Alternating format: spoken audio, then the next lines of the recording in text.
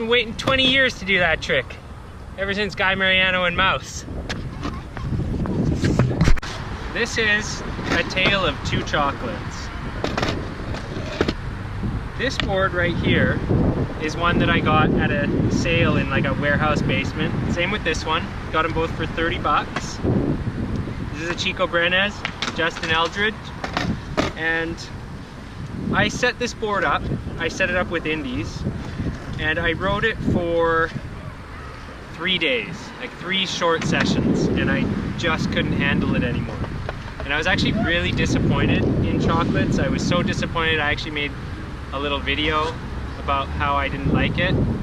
And then my intuition said, well, maybe you should not post that until you've tried another chocolate, which is this one, because I always had a suspicion that this one was going to be really good. But it just amazed me how the same company could have 2 boards that were so different. With this board, what I really didn't like about it is there's too much space here before the tail goes up. It honestly seems like it's about 2 inches before the tail actually starts to curve up, which makes it so that your board just doesn't get very high up into the air. And the nose was almost as bad. But I really when I tried to ollie on this, it was like the board wouldn't come up to my feet. I was riding it on Indies. I then switched to Venture Lows, and the problem was not much better. So I'm the kind of guy who likes a lot of concave and a pretty steep nose and tail. It really helps me get a lot of scoop for my tricks and keep the board stuck to my feet. So this is personal preference, obviously. I've met a lot of people that can't stand how steep the boards I ride are. But my personal preference was I couldn't stand this board. It was so bad that I left it at the that warehouse that I was skating in, the little skate park in the warehouse, and just forgot about it. And then I saw somebody show up with it at the skate park because it got given to a skate shop, and here he is riding it. But I even got him to try this board, and he was surprised at just how much more responsive and better it felt.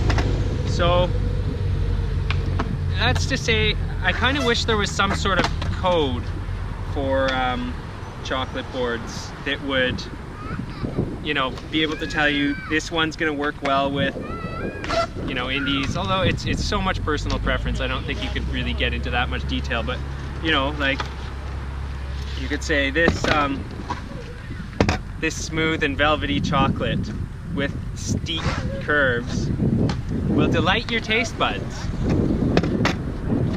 And this flat, boring chocolate is about as exciting as a milk dud. So there's my little take on chocolates. Quick update on how this board's doing. It's about 5 days old, and it's just lost its new board feel. Like all of a sudden it doesn't.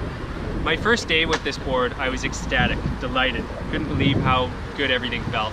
About 5 days in, I'm getting used to the board. Like I'm perfectly used to it, but it's not as, it all of a sudden, like everything just kind of settled in, and it feels a little bit mushier. The nose and tail don't have that same crispness. Grip is still good, the Mob grip, but yeah, I think the Primitive might have stayed, it kept its new, like, feeling really crisp for longer, whereas this one has just, you know, decided to go meh. So still a really good board. If I had lots of these for free all the time, I think I would probably choose these over the Primitive.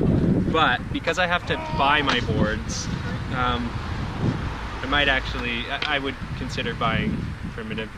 Sorry, chocolate. This board is amazing. Maybe I'll eat my words someday. Anyways, that is a tale of two chocolates. I hope you got something out of it. If you get anything out of it, what it is try different boards from the same make. And if you get a dud, what you thought was a dud, don't take it personal. Just try a different board. And I've met Chico when I was 13. Skated the West Beach mini ramp together. So I hope this doesn't hurt your sales. You're a really nice guy. Anyways, thanks for watching.